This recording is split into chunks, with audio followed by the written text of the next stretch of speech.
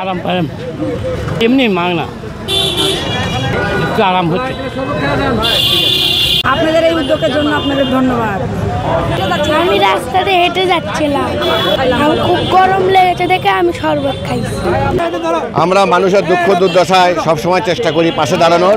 আমরা বিগত সময় করোনা ক্রান্তিকালেও আমরা মানুষের পাশে দাঁড়িয়েছি। চলমান তীব্র দাবদাহে আমরা মনে করেছি যে শ্রমজীবী মানুষ, পথচারী যারা রোদে ক্লান্ত, তাদের জন্য কিছু করা দরকার। আমরা সেই চিন্তা চেতনা থেকে আমরা আজকে এই শরবত বিতরণের উদ্যোগ নিয়েছি। এ পর্যন্ত 5 শতাধিক মানুষকে আমরা শরবত পান করাতে পেরেছি, আরও চলমান রয়েছে।